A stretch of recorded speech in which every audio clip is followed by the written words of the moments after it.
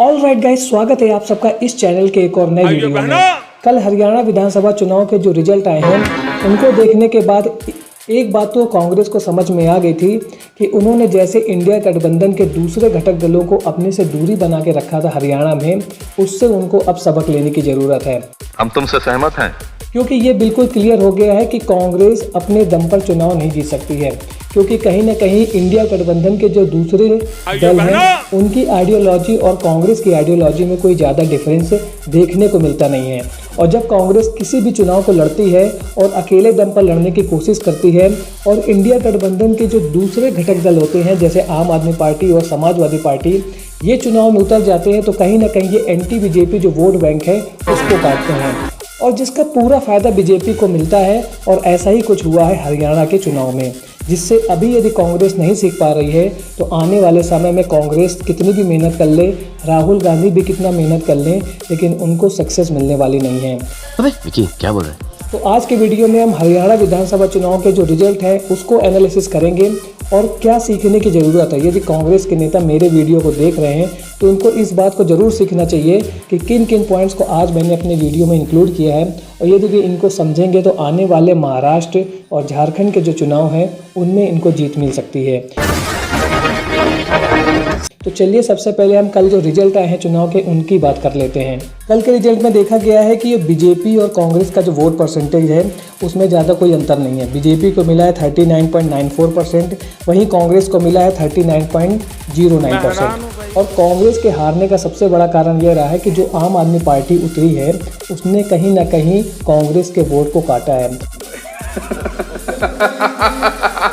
और वो जो वोट गया है वो बिल्कुल बीजेपी के फायदे में साबित हुआ है और कांग्रेस के लिए घाटे का सौदा रहा है। उसके बारे में आगे मैं आपसे बात करूंगा।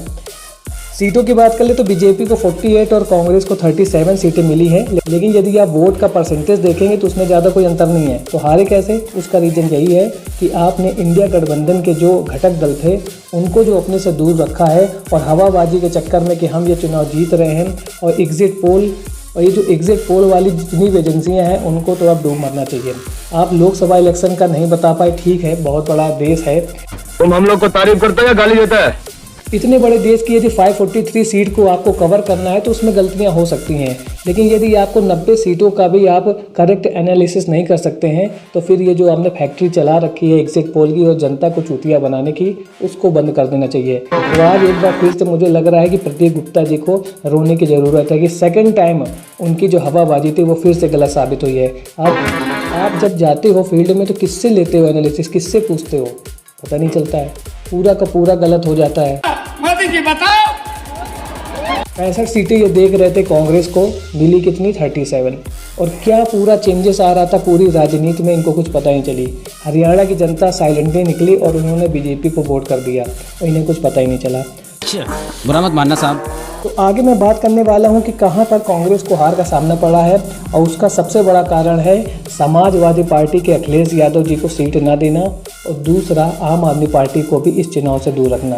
एकदम झकास। क्योंकि आम आदमी पार्टी का दिल्ली में शासन है और उनकी जो राजनीति है वो दिल्ली से जुड़े हुए जितने भी इलाके हैं उनको प्रभावित करती है। कहीं ना कहीं उनका वोट बैंक तो बनता है और ये वोट बैंक यदि सीट नहीं निकाल पाता है, लेकिन इन्हीं के जो घटक दल है इंडिया गठबंधन के, उन्हीं के वोट को वो काट देता है। ये गड़बड़ है बाबा। इस बार हरियाणा विधानसभा के चुनाव में कांग्रेस ने सबसे बड़ी गलती ये की है कि उन्होंने पूरा फोकस किया है जाट वोट पर। जाट वोट अप्रॉक्सीमेट 22 से 23% है हरियाणा में और उसके बल पर ही पूरा चुनाव जीतने की कोशिश की जा रही थी। लेकिन जो नॉन जाट वोट है और स्पेशली जो हमारे यादव भाई है उनका जो बाहुल्य वाला क्षेत्र है जहाँ पर उनकी पॉपुलेशन ज़्यादा है, वहाँ पर इन्होंने बिल्कुल ध्यान नहीं किया है। ऊपर से कांग्रेस के वे नेता जो दूसरी कम्युनिटी से वोट लाने की गारंटी देते हैं उनका भी इस बार जादू कुछ नहीं चला है और यही कारण है कि जो लोकसभा चुनाव में कांग्रेस सीट निकालने में कामयाब रही थी, 5 सीटें इन्होंने निकाल ली थी, उसका कारण यह था कि जो दलित वोट है वो इनके साथ आया था। लेकिन इस बार इन्होंने विधानसभा चुनाव में जो नैरेटिव सेट किया है वो नैरेटिव है जाट वर्सेस नॉन जाट का। और हमने पूरे चुनाव के दौरान देखा था कि केवल भूपेंद्र हुड्डा और हुड्डा जितने भी हुड्डा फैमिलीज हैं उन्हीं को ज़्यादा आगे बढ़ाया जा रहा था। इसकी वजह से भी एक गलत मैसेज जा रहा था जनता के बीच में। यही कारण है कि जो नॉन जाट वोट है वो बीजेपी को पड़ गया। अब मैं क्षेत्रों की बात करता हूँ। जो अहिरवाल क्षेत्र है वहाँ पर 28 सीटें थी और 28 में से 21 सीटें किसने निकाल लिया है? बीजेपी ने। और उसका कारण यह है कि ये नॉन जाट क्षेत्र था और पूरे जो यादव भाई हैं उन्होंने बीजेपी को पूरा वोट दिया है। अब यदि यहाँ पर कांग्रेस समाजवादी पार्टी के साथ अपना गठबंधन रखती और यहाँ की सीटों में यदि अखिलेश यादव प्रचार करते तो डेफिनेटली जो 21 सीटें निकल के गई हैं किसके पास? बीजेपी के पास। तो हो सकता है कि जो 4-5 सीटें हैं वो कांग्रेस जीतने में सफल रहती, तो आपका डेफिनेटली जो आप 37 पे रुके हुए हैं वो पहुँच जाता 42 में। और इसके बाद मैं बात करने वाला हूँ आम आदमी पार्टी की। Excellent idea. 4 ऐसी सीटें हैं जहां पर कांग्रेस जीतते जीतते हारी है और उसका रीज़न यह है कि इनकी जो यानी कि जो कांग्रेस के प्रत्याशी के हार का डिफरेंस है वो आम आदमी पार्टी को जो वोट मिले हैं उससे कम है। यानी कि हम बात करने वाले हैं आसन क्षेत्र की। आसन क्षेत्र में जो कांग्रेस का प्रत्याशी हारा है वो 2306 वोट के आसपास से हारे हैं और जबकि यहाँ पर आम आदमी पार्टी को मिला है 4209 वोट। यानी कि यदि आप आम आदमी पार्टी से कर लेते गठबंधन तो ये सीटें आपकी जो ऐसी हैं वो निकल जाती आसानी से। इसी के साथ है कि चादन कला का क्षेत्र है वहाँ पर कांग्रेस 32 वोटों से हारी है और यहाँ पर आम आदमी पार्टी को मिला है 2495 वोट। यानी कि आपने यदि आम आदमी पार्टी के साथ नहीं गठबंधन किया है तो पूरा खामियाजा किसको भुगतने को पड़ा है? कांग्रेस को। और फायदा किसको मिल गया है? बीजेपी को। अब आप ये देखते चलिए कि जो हवाबाजी चल रही थी न्यूज़ में एग्जिट पोल में वो ठीक था। मैं ये नहीं बोल रहा हूँ कि वो गलत था, मेहनत उन्होंने की थी। वोट परसेंटेज देखिए 39.94 बीजेपी का, कांग्रेस का 39.09। ज़्यादा कोई अंतर नहीं है, पॉइंट में अंतर है। लेकिन ये जो इंडिया गठबंधन के खिलाड़ी नहीं उतारे गए उनकी वजह से क्या हो गया? वोट क्या हो गया? बिखर गया। लेकिन यहाँ पर मुझे समाजवादी पार्टी को रियली थैंकफुल कहना होगा कि उन्होंने कांग्रेस के अगेंस्ट में अपने प्रत्याशी नहीं उतारे, जैसा कि आम आदमी पार्टी ने उतार दिए। भैया ये लो हमने अपने मैदान में उतार दिया है।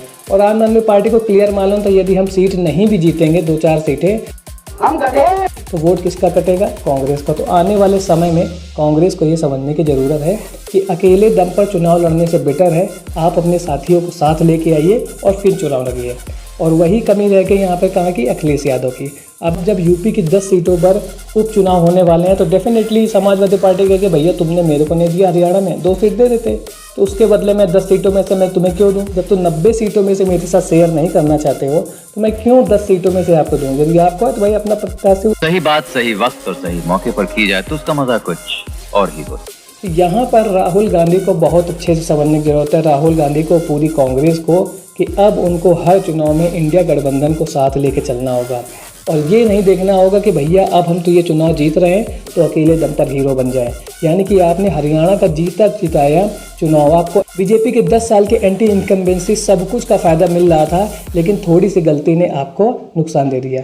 अब यदि हम किसानों की बात करें तो डेफिनेटली जो किसान बेल्ट की सीटें थीं 10, उनमें से 8 कांग्रेस जीतने में फ़ायदे में रही है। यानी कि किसानों ने पूरा सपोर्ट किया है। लेकिन जो जाट लैंड की हम बात कर रहे थे वहाँ पर ऐसा नहीं हुआ है कि बीजेपी का सुपड़ा साफ हो गया है। वहाँ पर भी 50% के आसपास बीजेपी क्या है सीट निकालने में सफल रही है। यदि हम शहरी क्षेत्रों की बात करें तो शहरी क्षेत्रों में डेफिनेटली बीजेपी का वर्चस्व रहता है और 27 में से 17 सीटें जीतने में वो कामयाब रही है। लेकिन इस बार हमेशा बात की जा रही थी कि किसानों का मुद्दा, और किसान कहाँ से आते हैं? मैक्सिमम हमारे ग्रामीण क्षेत्रों से आते हैं। तो ग्रामीण क्षेत्रों में कांग्रेस का परफॉर्मेंस अच्छा रहा है। 63 सीटें रही हैं ग्रामीण क्षेत्रों में, बीजेपी को 33 मिली हैं और कांग्रेस को 29 मिली है। यानी कि ग्रामीण क्षेत्रों से इनको फ़ायदा हुआ है। लेकिन वही गलती हुई है कि यदि आप समाजवादी पार्टी के साथ चुनाव लड़ते तो आपको डेफिनेटली जो अहिरवाल क्षेत्र की 28 सीटें थी उनमें से 21 सीटें कौन ले गया? बीजेपी ले गई। और उसी ने कांग्रेस की हार का पूरा नैरेटिव, पूरी जो हिस्ट्री है उसको लिख के रख दिया है। वहीं यहाँ बीजेपी की पूरी तैयारी को देखोगे तो बीजेपी ने पूरे देश से अपने स्टार प्रचारक उतारे। योगी आदित्यनाथ जी को भी उतारा, असम के मुख्यमंत्री को भी उतारा और हर उस नेता को उतारा जिनको वो लग रहा था। यहाँ तक कि मोहन यादव ने भी अहिरवाल क्षेत्र में क्या किया है? प्रचार प्रसार किया है। देखिए वो यादव है, तो जाति वाला जो समीकरण सभी पार्टियाँ खेलती हैं और इसको अच्छे तरीके से बीजेपी ने भुनाया है। वहीं यदि राहुल गांधी ये कोशिश करते कि अखिलेश यादव को 2 ही 3 सीटें देना था, दे देते। यदि जीत के आ जाते तो भैया वो खुद थोड़ा मुख्यमंत्री बन जाते। वो क्या करते कि भाई आपके साथ रहते और जो कांग्रेस जिसको मुख्यमंत्री बनाना चाहती है वही बनता। लेकिन ऐसा करने से फ़ायदा ये होता कि आपकी इंडिया गठबंधन में जो बॉन्डिंग है वो मजबूत होती, और इसको समझने में फेल हो गए हैं इस बार राहुल गांधी। तो आने वाले समय में इनको ये समझने की ज़रूरत है कि यदि चुनाव जीतना है इंडिया गठबंधन को, तो इंडिया गठबंधन का जो रियल बॉन्डिंग है उसको समझना होगा। अपनी होशियारी के हिसाब से नहीं कि भैया इस क्षेत्र में हम मजबूत हैं तो मैं किसी को सीट नहीं दूंगा, भैया ना अखिलेश यादव को दूंगा, ना समाजवादी पार्टी को दूंगा, ना आम आदमी पार्टी को दूंगा, किसी को नहीं दूंगा, तुम तो भगो। लेकिन जहाँ पर आप कमज़ोर हैं तो आप वहाँ पहुँच जाते कि भैया मेरे को भी सीट चाहिए।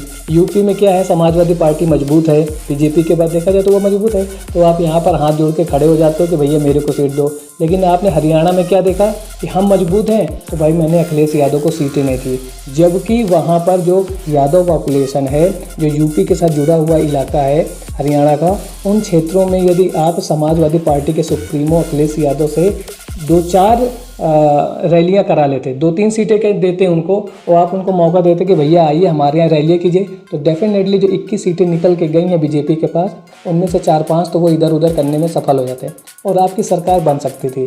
लेकिन अब यदि बुद्धि नहीं आ रही है कांग्रेस को, तो आने वाले समय में ऐसे ही झटके लगते रहेंगे और बीजेपी हारता हुआ मैच भी जीत जाएगी। तो आज के वीडियो आपको कैसा लगा कमेंट सेक्शन में ज़रूर बताएं। मिलता हूं ऐसे एक और नए इंटरेस्टिंग वीडियो में, तब तक के लिए थैंक्स फॉर वॉचिंग।